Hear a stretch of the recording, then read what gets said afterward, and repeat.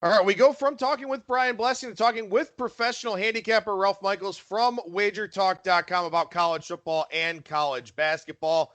Ralph, how's it going today, man? Going great, Adam. 1 week down, exciting time.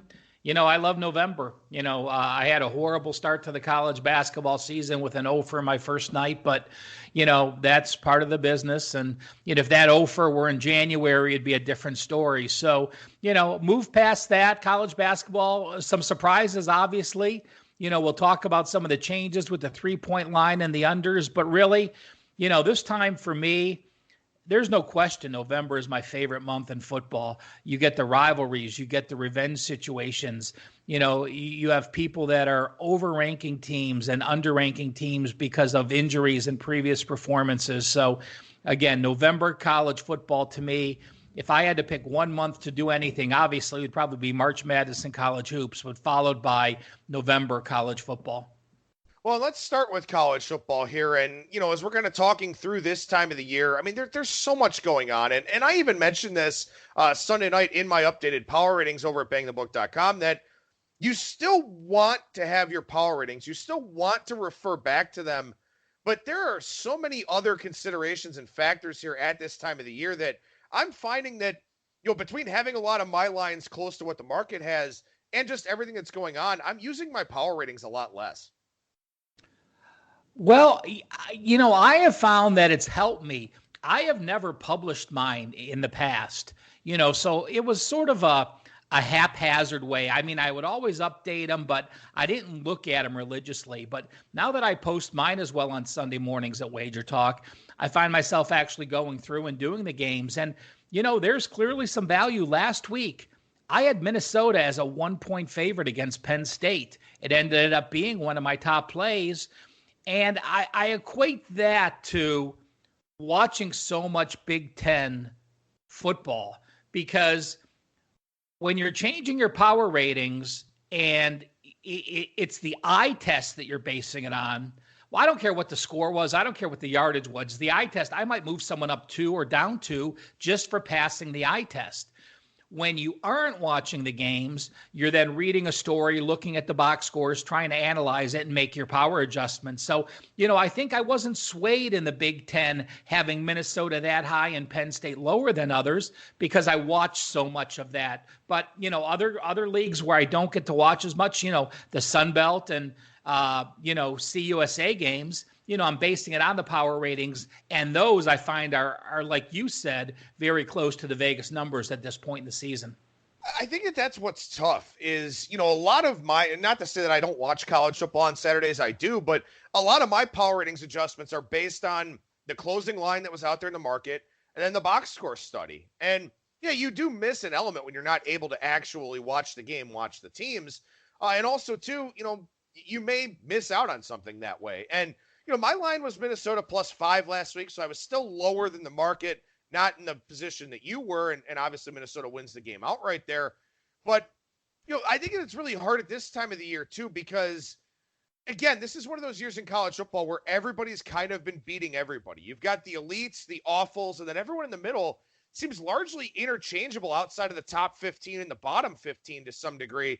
But that's what's been making it difficult for me, is that a lot of times I'll be on the circa opener or be very close to it, or the line will move in my direction and something just absolutely crazy happens. And then I don't know how to adjust to it. Yeah. To me, I mean, my nemesis this year has been the Big 12. It seems like I am on the wrong side of Oklahoma State every week. Oklahoma State either pulls an upset or gets upset. And that's, to me, it's been the Big 12 this year. They are basically the microcosm, as you talked about with college football, with all the middle teams beating each other up. So to me, I completely agree. We have elites and we have horrible, horrible bads. I have, I tweeted out earlier this week, I have Ohio State right now at 105. And if they were playing at home, that would be 109. I have UMass at 31. So I would make Ohio State a 78-point favorite against UMass at home. Shows you the top and bottoms of college football this season. out of curiosity, let me throw this at you because I was kind of looking at this on Sunday night when I was working on these, and I didn't really love where I had these. Ohio State's number one in my power ratings as well. I've got them rated at 99.5. I have them minus 2.5 against LSU, minus 3 against Alabama, and minus 3.5 against Clemson. Am I off? Well, I think you're right because they posted some mythical numbers. I actually have Ohio State 4.5 over LSU, and I have them 6.5 over Alabama. Clemson, I have them only 1.5 points. So to me, I went back and watched a couple Clemson games I had taped, and they are passing the eye test. Granted, you're only playing who you're playing, and you look at their schedule, and you can say it's not good. In my college football stat guide that I do, Clemson has played the number 71 schedule, so that's pitiful to be an ACC team. But when you have a 300-plus yard edge in almost every game, each of the last 5 games, you're doing all you have to do. The defense is getting back. Trevor Lawrence is someone no one's talking about. So to me, they're really the dangerous team that's going to just run through the rest of the schedule, and people are going to say, well, they haven't played anyone. But it's so much different being an experienced team that's been there and done that, and it's a national champion that hasn't played anyone compared to, let's say, if Baylor ran the table and we could say they haven't played anyone with the exception of Oklahoma this week. So I actually have Clemson number 2 right now. Yeah, I know LSU has beaten all those opponents, but eye test to me still has them up there. Well, and just to sort of follow up here, right? And again, maybe I made it sound like I'm just completely discrediting and discounting my power ratings. That's not what I'm doing, but it's simply that we talk about motivation in bowl season, and I don't think people really realize the degree to which motivation matters in mid-November. You've got the teams that we've talked about already the last couple of weeks that picked up a 7th loss. They're not going to a bowl game. You've got teams that know that their coaches are probably going to get fired, or at the very least they're on the hot seat.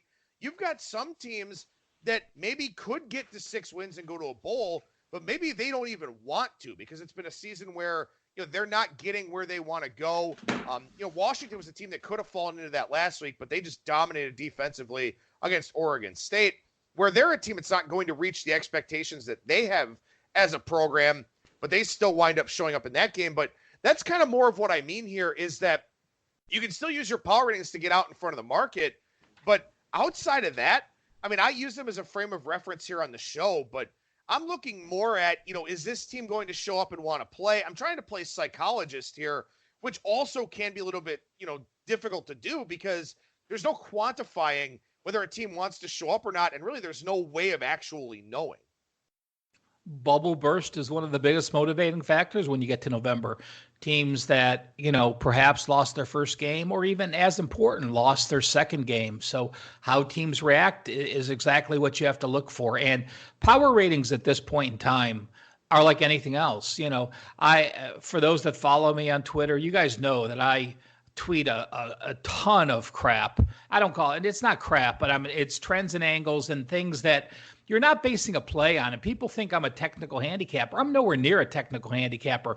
It's just a niche. There's things I like looking up. And if I find things, and even if I don't find things, I share those things because I want to know how a team does off an upset win or loss. Even if it's not a 60% record, someone else has that question, so I tweet it. So people tend to think that that's the way I handicap. But power ratings are like trends. They're like angles. They're like matchups. They're like situations. You're doing a set of positives. You're doing a set of negatives. If there's more positives than negatives, it's potential to be a play. So, I agree. There's times where my power rating may have one team a 2-point favor, and I go against that power rating because of the situation or because of the matchups. And then there's other times like last week where Minnesota had a 6-point edge over the power rating, or an 8-point edge. And I did use them, but I also liked them, obviously, for the reasons that I had Penn State down in the power rating. So completely agree. It's just part of the technique, and it gets less and less important. And in fact, I don't even use my power ratings when we get to the bowls, because then basically all your handicapping is motivation and then looking at how the teams match up after that.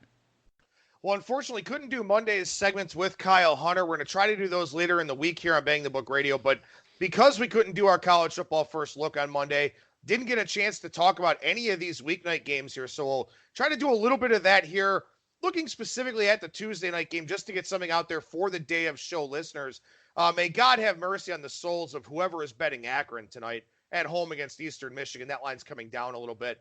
But Western Michigan and Ohio is an interesting one because the line suggests that Western Michigan, maybe as much as a 4.5 type favorite at home in Kalamazoo, now laying a road price in Athens against Ohio. But this game, Northern Illinois and Toledo tomorrow night, they just kind of illustrate that the MAC just has really no good teams, some maybe slightly above average teams, a lot of average and a lot of bad. Well, to put how bad the MAC is in perspective this year, if any of you have watched the Miami of Ohio game, you have not been impressed. Yet I have them power rated number 2 in the conference because of what they've done the last couple of weeks, beating Northern Illinois, Kent State, and Ohio. So, Western Michigan is my top rated power team in the conference. And at least they have some people on offense. I mean, Levante Bellamy can run the ball 1,200 yards, 6.1 yards per carry. And I do lean with them. Just to note for those that are listening day of, both of these games got moved up time-wise. ESPN, the MAC, asked them to move it up because of snow. Adam, you probably can tell us it's snowing or it's going to snow later today. Which is it that they moved these games up? Akron game is going to be affected by snow. It's not supposed to reach down to Ohio to bother the Western Michigan game, but I look at Western Michigan and I love a team that can run the ball, obviously, when weather gets a little inclement as well. They're averaging over 220 yards. They're averaging 5.7 yards per carry. And I just don't see the OU defense being able to shut them down. The Bobcats have been run over the last couple weeks. They're allowing over 5.4 yards per carry. So I have the better rush D against the worst. I have the better rush offense against the worst rush D. And Western Michigan's rush D, not good, but clearly better or equal to what Ohio can put on the field. So, with that being said, I do have a lean with Western Michigan tonight. Yeah, there's a little bit of snow in the area. Some places getting more than others. Northeast Ohio is getting it quite a bit more, but it's going to be 11 degrees for a low tonight in Akron, which is another reason they moved it up because of the extreme cold. Not that anyone's going to go to this game anyway. It'll be friends and family night there at InfoCision Stadium, but wind could be a little bit of a factor early in the game as well. And also a factor is that Akron's offense hasn't scored a touchdown since September 28th. As far as Western Michigan and Ohio go, I agree. Western Michigan can run the ball, and I don't remember Ohio's defense ever being this bad. I mean, they are awful. So I'd really have to look Western Michigan or nothing here. Ohio's very dependent on one player on offense. That's quarterback Nathan Rourke. I'd have to be Western Michigan or nothing there. But again, these MACtion games, I try to mention them on the show, even though they're not attractive matchups at all, because people are going to play them in this standalone capacity, and they may not know too much about these teams. That's why we try to mention them as much as we can here on the show. A couple more recognizable teams here on Thursday night in the ACC, North Carolina and Pitt. This line's down to Pitt -4. And what do you think about the line move here? And what do you think about the handicap, Ralph? Pitt's a team that, I was on earlier this year. I was very happy backing them, had a few wins with them, just basically because of their defense. I truly believed from early what I read and what I saw. Pat Narduzzi has accomplished what D'Antonio wanted at Michigan State. He's got a team that plays good defense, that gets a lot of sacks. The only problem is Kenny Pickett's made too many mistakes with a 9-8 ratio. But I'll tell you what, very few teams this season have impressed me as much as North Carolina and what Mac Brown has done. Opening the season with wins against South Carolina, Miami, and then you think they're done. Losses to Wake Forest and App State, and then Clemson by a point. Then they go beat Georgia Tech, and then they could have beaten Virginia Tech. Then they beat Duke. I mean, they've been in every game. They haven't had a loss by over 6 points. Their pocket's been decently clean. My concern is the Virginia Tech game and the Wake Forest game. 2 road games, Sam Howell got sacked a total of 11 times. We know Pittsburgh is a top 5 team as far as defensive sacks goes, they have 40 sacks, and they're sacking their opponents 13% of the time when they go back to pass. But 9 sacks against Syracuse, 6 sacks against Ohio, and 6 sacks against Delaware show you that Pitt is a good bully. When they're playing quality foes, Miami of Florida, not a quality foe, but only 2 sacks. Duke, not a quality foe, but only 3 sacks. I went back and forth on this game, and originally I leaned with the under, and I thought that would be my opinion I give out, but I think North Carolina still can get it done. I mean, they have 4 wins. They play Mercer next week. So, Mac Brown's in the locker room going, guys, listen, you don't want to count your chickens before you're hatched, but they're counting Mercer as a win. So the Mercer's a win. So you got to beat Pittsburgh on the road, or you got to beat NC State on the road. Let's go and do it. We outgained Virginia last week. We outgained Virginia Tech when we lost. We outgained Appalachian State when you lost. We're that good of a team. We have a great freshman in Sam Howell who has a 26-5 ratio and playing well. We have a rush attack with Javonte Williams. We've got quality wide receivers. And we got a defense that keeps us in the game. They've given up some yards, but they've been a very good red zone defense. So both opinions on North Carolina and the under. I like North Carolina a little bit here, too. My line is 2.5 in the game, so I got a little bit of line value there with the key number of 3, obviously, in play. I'd certainly like to get 4.5 as opposed to 4 here. But something that really caught me by surprise here, Pitt, as you mentioned, top 5 in sacks. You know who has the same number of sacks in conference play as Pitt does? North Carolina. Both teams with 19 sacks in ACC play. So the Tar Heels defense has been doing a little bit better getting after the passer. They're off a bye with 2 first-year coordinators in Phil Longo and Jay Bateman. Love Bateman. Love Longo. I think North Carolina is the side here in this game. The worry that I have is it's Pittsburgh in November. It's going to be chilly. It's probably going to be uncomfortable for Sam Howell, who probably hasn't played in a ton of cold weather. That would be my one concern here. I think North Carolina is the side in this one. I really do. And like you said, I mean, they're competitive in every game. And Pitt does not generate explosive plays on offense. In fact, they're very poor offensively in yards per play. I don't see them getting margin here. And North Carolina's got a knack for hanging around. Maybe they just go ahead and hang around and win this one. Is 109 out of 130 teams bad, Adam? That would be bad. Yes. That's from the Stat Compare, and again, it's something that I vitally suggest you guys check out. Pittsburgh right now 5.0 yards per play on offense. That's number 109. I do want to rebut one thing you said, Adam. Not really a rebuttal, but just going a little bit deeper into the stats. North Carolina and Pittsburgh both do have 19 sacks in conference play. The difference being North Carolina's opposing quarterbacks have thrown 166 times. Pittsburgh only 89. So Pittsburgh has 19 sacks and 89 pass attempts, while North Carolina has 19 and 166, almost double the amount of opportunities to get a sack. No, that's an excellent point. That's a very, very good point there. And, of course, my counter, and you did mention this already, that Pitt had the 9 sacks against Syracuse, who has one of the worst offensive lines in the country. So, oh, God, no question. So, but that's the thing here about college football this year is that you can poke holes in literally everything about every single team because they didn't play anybody, or, they padded their stats against this team, didn't play well against that team. Like, that applies to every team in college football this year, which does make it really, really challenging. You got so many teams that you can say, oh, they didn't play anybody, or, they played one game and they caught that team in a bad spot. And there are qualifiers to everything this year, and it makes it really hard. Oh, there's no question. I'm going to give a shout out to, to my old boss, Phil Steele, because, I still use philsteele.com. And I am not promoting it at all, but I think it's $59 for the year. And if you go on the Phil Steele Plus and you get it, when he has a stat logs, you see what the team did above or below the average of the team, and what they've done to the season.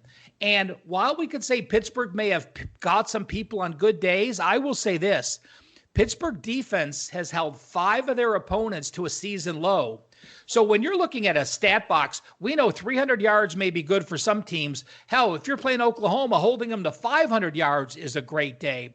But if you see that the team has held the opponents to a season low, you're putting everything in perspective that you know that's good, regardless of what that number is on the box score.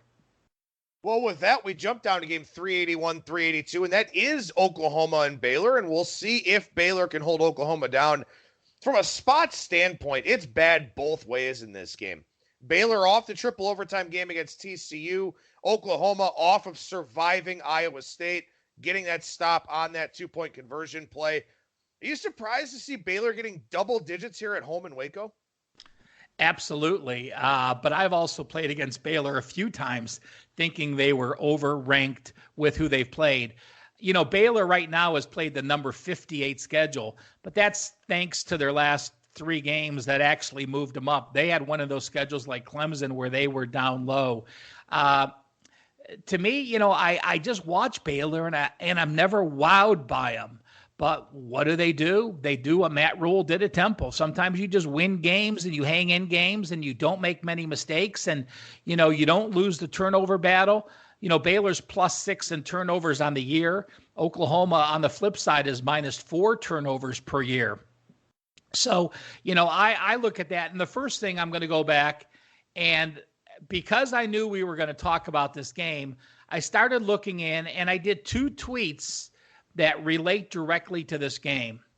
The first is talking about Lincoln Riley and Oklahoma's offense. If you go back and if you look at the number 1 team in the NCAA in offensive yards per play, from 2010 through 2016, those teams that led were Hawaii, Baylor, Georgia, Florida State, Marshall, North Carolina, and Western Kentucky. The best any team did was Florida State in 2013 at 7.7 yards per play. We get to Oklahoma, 2017, 8.3 yards per play. 2018, 8.6 yards per play.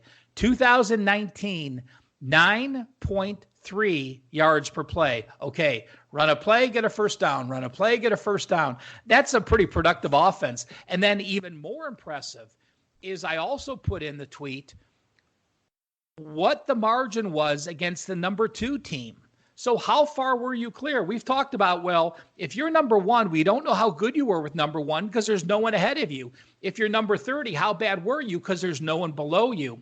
Well, the closest margin from 2010 through 2016 was Marshall in 2014. Now, the biggest margin was Marshall. They had a 0.25 yard edge over number 2. So Marshall averaged 7.6 yards per play. The number 2 team averaged 7.35. The margin, the edge over number 2, 2017, 0.83. 2018, 0.84. The margin this year, they are 1.54 yards ahead of the next best team in college football. So, you know, like Lincoln Riley or not, like they get a transfer every year that can win the Heisman, like them or not, just hats off to an incredible offensive mind.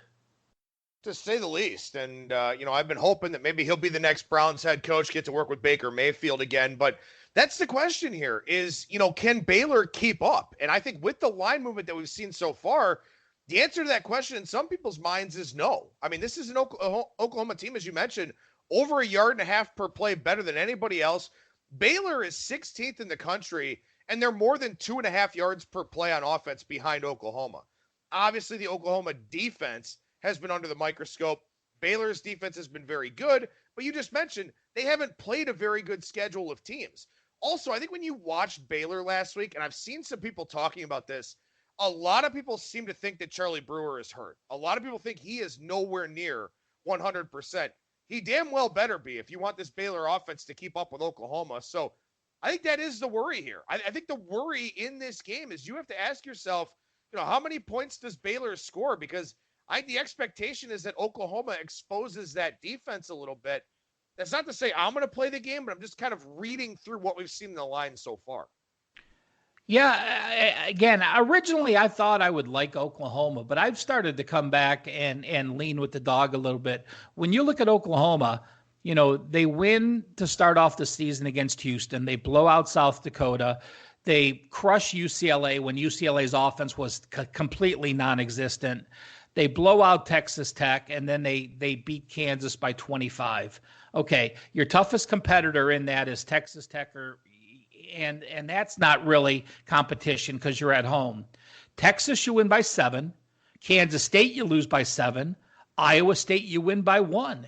It just shows you that defense has given up their share. Against Texas, that defense against Texas's offense, which isn't great, allowed 25 first downs. Against a Kansas State offense we know isn't good. I mean, they're winning and they're serviceable. 24 first downs. Against Iowa State at home, 26 first downs. So the only road game you played was Kansas State. You had Texas neutral, you had Iowa State at home. So I do have clear concerns for that Oklahoma offense. And then you add in motivation. And, I told you I did 2 tweets on this game. Here's the other tweet, and it makes a lot of sense to me.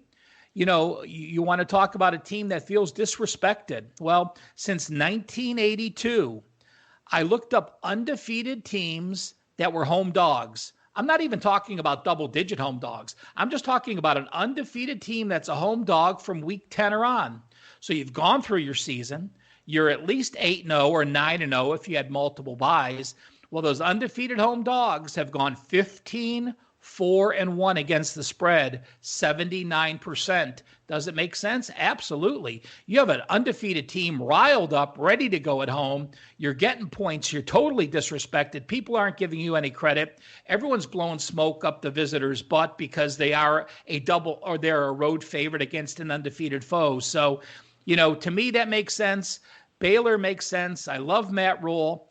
I am not going to be on any side or any total in this game. But if you said, Ralph, here's $5, I would bet a fun Baylor over parlay and just watch and enjoy. I mean, I've got this one lined in the 5.5, 6 range. So, I mean, from a line value standpoint, I'm probably looking at Baylor. I don't know if I'm going to play it here because, like I said, I do have those worries about Charlie Brewer and his health. But fascinating game. Absolutely fascinating game. And the funny thing is we've had a lot of these top 10, top 15 matchups this year with double-digit favorite prices. So I guess we'll see how this one winds up working out. Let's transition over to the college basketball side here, Ralph. Start of the season, we're a week in. Some pretty interesting developments here so far, in particular when looking at totals. Absolutely. I don't know if it's an anomaly. I don't know if it's the 3-point line getting moved back. But last November, we had 50.6%, of the games were over the total. There were 15.49 3-point shots made. The winning team averaged 37.2. The losing team averaged 30.1. This year, again, only a week in, we're 61.1% to the under. So blindly betting every game under so far this year, you've catched 61%. There's been 0.7 fewer 3 points made, and the percentages are down 0.9% for the winning team, down 1.6% for the losing team. Now, let's remember when we talk about November, that is going to incorporate a lot of these tournaments, Thanksgiving week. So you're starting to play in unique settings. You're going to start playing back-to-back games. You're going to start having tired legs. So the November analysis of last year may not be a fair comparison of week 1, but it is of note that, again, a 61.1% start to the under, blindly betting them, is something you have to pay attention to. And it is really interesting, too, because I don't know if you have any research on this. You can correct me if I'm wrong here, but generally speaking, teams play at a faster tempo in November than they do throughout most of the rest of the season because, as you mentioned, everybody's fresh. Every head coach, and Kyle Hunter's talked about this before on the show, every head coach says before the season, we want to push the tempo, we want to push the pace, we want to score in transition, this and that.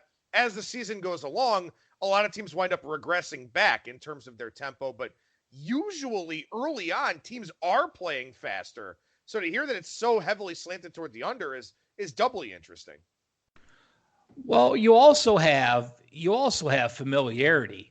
Once you start getting into conference play, you have teams that are going to play each other multiple times, and you have teams that are familiar with each other, and you're only having to study, part of the team. I am looking at them in over the last 3 years. If you just look at the month of February, games have gone 50.5% to the over, 49.5 to the under. So, right at 50%. Now, the lines makers are also better at making adjustments. Right now, you're not seeing any of those crazy low totals. We used to see 119s with UCF and Cincinnati and some of those Missouri Valley Conference games. We're capping out at 129s because they don't have to go that low yet. And we're also not seeing some of the crazy high overs with teams like FIU that we know are going to race because teams are changing schemes as well. So, the bookmakers get better.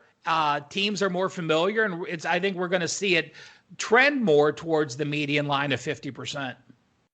All right, so I do want to talk about 3 games here. One of them tonight, Memphis and Oregon out in Portland. 2 of them tomorrow. For tomorrow's games, we don't have the odds. We'll get Ralph's number on the game, then we can kind of analyze it from there. But this is, multifaceted. I want to talk about some of these teams because they're all very, very interesting.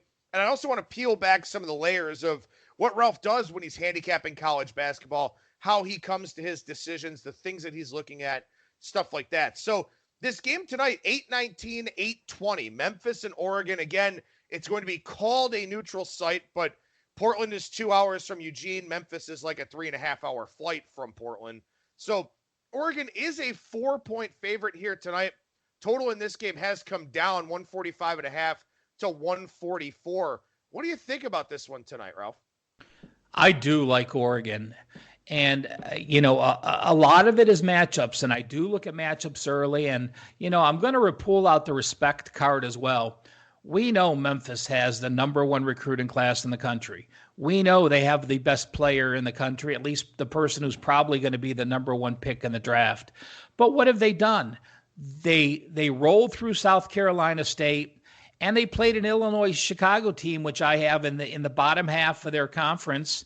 And what helps when you're Memphis and you're excited and you want to run with Penny Hardaway and these young kids, you're facing a team that's up-tempo like Illinois-Chicago. And what happens? You can run them out and win the game 92-46. Well, I'll tell you what, no one's talking about Oregon. Yeah, they had a couple players go to the NBA, and Oregon had the number 3 recruiting class in the country. We're talking they got 5 stars as well. We're also talking about getting a New Mexico transfer who's starting for them. We're also talking about getting UNLV's best player in Justin by far last year, who was a 4-star and almost a 5-star recruit. We're talking about a team that has been tested, having played Fresno State and Boise State. Yeah, I mean, they're not Kentucky and Duke, but I'll tell you what, your team learns a lot more playing 2 Mountain West Conference teams that are decent instead of playing South Carolina State and Illinois-Chicago. So to me, we have a tested team. We have a team that plays defense. We have a team that's going to control the tempo.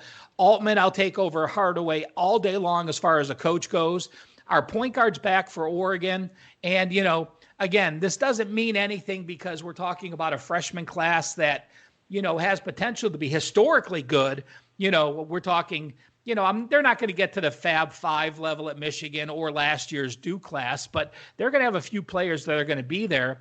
Oregon starting 5. I got this from a 247 article, so I want to give credit where it's due. Oregon starting 5 has scored 2,979 career points. Memphis is starting 5 have scored 121 career points. That was the one big thing that I saw, and I did preview this game over at BangTheBook.com, so I encourage everyone to go check it out, is that Oregon has a massive experience edge in this game. Now, maybe the talent edge, you could argue, is on Memphis' side, but you just listed a lot of reasons why Oregon is getting disrespected here from their talent level. They've got holdovers, they've got transfers, they've got good freshmen that came in. They've got a really good team themselves. I agree with you. I think this line is light. I maybe don't love it as much as you do, but you know a lot more about college basketball than I do. But as I broke down through this game, I do like Oregon tonight.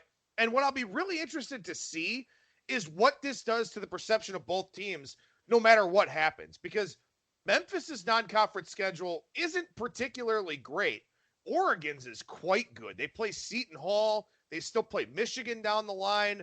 Dana Altman's scheduled up in the non-conference for the Ducks here, and I'll be curious to see what happens going forward with their perception if they do, win this game by 8 or 10 and cover the number, fairly comfortably. Well, I'm going to break it down as simple as this. I have Oregon as the better team than Memphis. Memphis has gotten a lot of hype. And the thing about Memphis is some people that don't follow college basketball may not even have known about Memphis. But with the fiasco last week of not eligible and eligible and all over Twitter and all over ESPN, the world all of a sudden knows about Memphis. Memphis was only a top 30 team. This is not an AP top 10 team. Yeah, they're talented, and yes, they're exciting, and yes, they have freshmen, but Oregon was the better team coming in, playing basically at a home neutral setting with an attitude. I think the line's several points off. All right, so let's go to Wednesday here. And again, we're not going to have odds for these games if we do look ahead, but again, my goal here is to peel back the curtain, show you what Ralph does on a daily basis there in college basketball.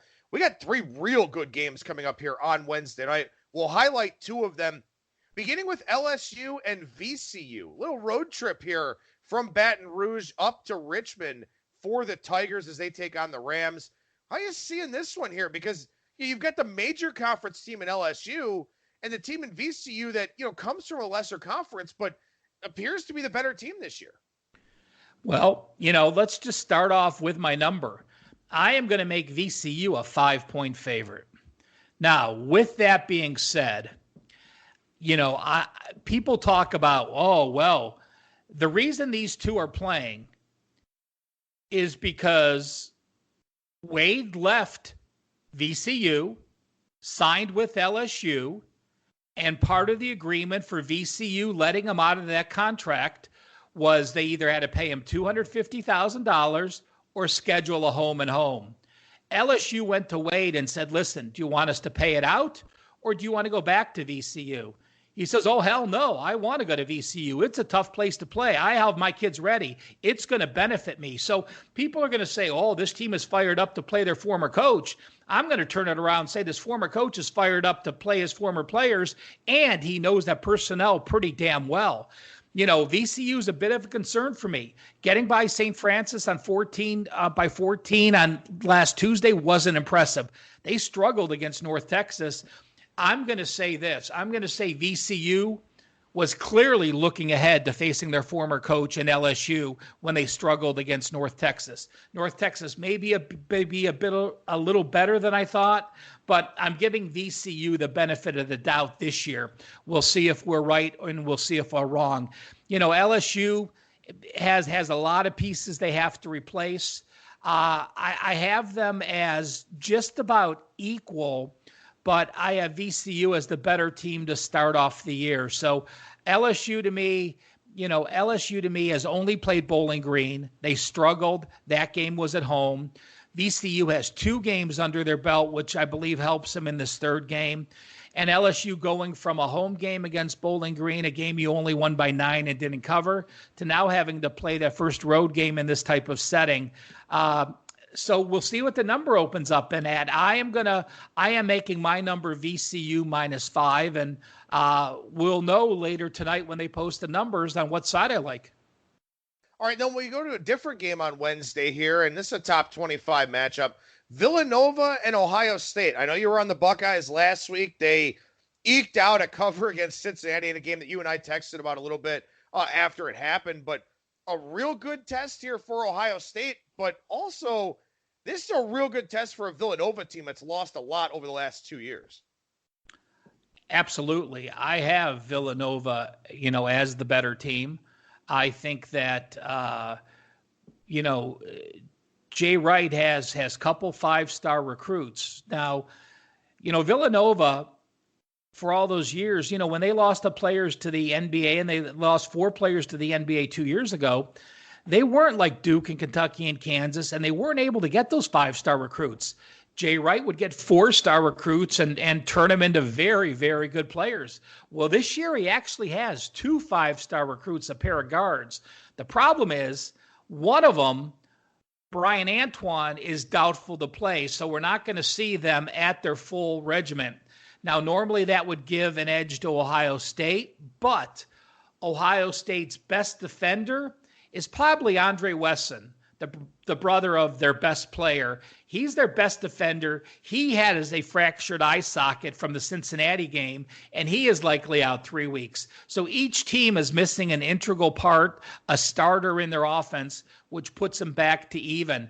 You know, I am a fan of this Ohio State team. More likely, I should say, I am a fan of Chris Holtmann. I think this guy is just an elite coach. What he did at Gardner-Webb, taking over 11-win team, getting them to 21 wins 2 years later. What he did keeping the momentum at Butler for 3 straight years, finishing with a 25-9 record in 2017. But his best job may clearly have been, you know, not the 25-9 first year at Ohio State, that 20-15 record the second year, getting that team to be as competitive they were. And remember, that was with Wesson suspended late in the year for a couple games. So, again, Chris Holtmann is a top 5 coach in my book. The Big Ten has struggled against good foes. I mean, we saw Iowa get knocked off yesterday. You know, Michigan's got their handfuls today. So the Big Ten is so competitive. They have lost a couple early games, but if I get Ohio State at home in this situation, which impressed me against Cincinnati, they were down 7. It showed gumption coming back, taking that lead, and thankfully covering for me in the second half. I'm making Ohio State 2 in this. Again, I have Villanova, the little better team, with a guard being out. I have Ohio State right behind him with Wesson being out. Home field edge about 3. So I'm making Villanova, maybe a 1.5 point team better on a neutral. And I'm going to make my line Ohio State -2. And again, we'll see where that line comes out. Any other systems or trends or angles or anything that you're looking to take advantage of here early on in the season? Well, there's a couple things I looked at. And, one thing I want to mention tonight, again, we talked about those unders. And, one game for those listening day of, I want to remind people the Minnesota Golden Gophers are a slow-paced team. Butler, not as slow as turtle pace, but they're in the middle of the road. Minnesota is 0-12-1 over-under as an away dog.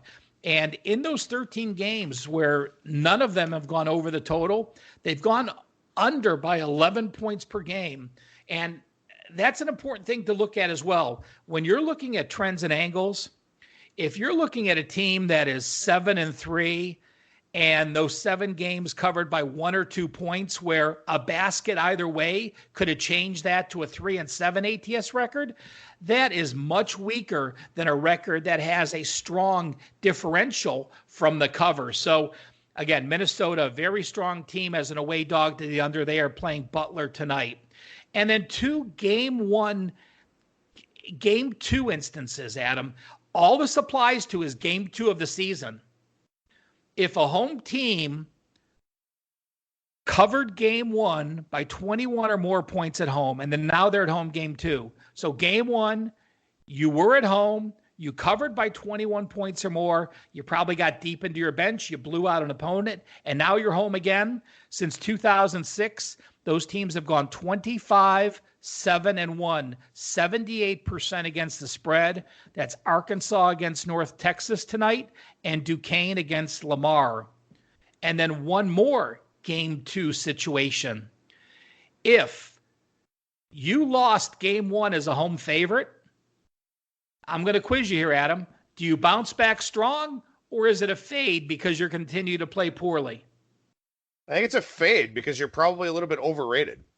Yeah, well, that's it. Since 2006, if you lose game 1 of the college football season, college basketball season as a home favorite, you've only gone 44-64-1, 40.7% against the spread. And even worse, if you lost game 1 as a home favorite and now you're a home dog, you've only gone 11-23 against the spread, 32%. That's going to be Northwestern. They're going to be a home dog tomorrow against Providence. So one of those is tonight saying play on Arkansas and Duquesne. One of them tomorrow would be fade Northwestern against Providence.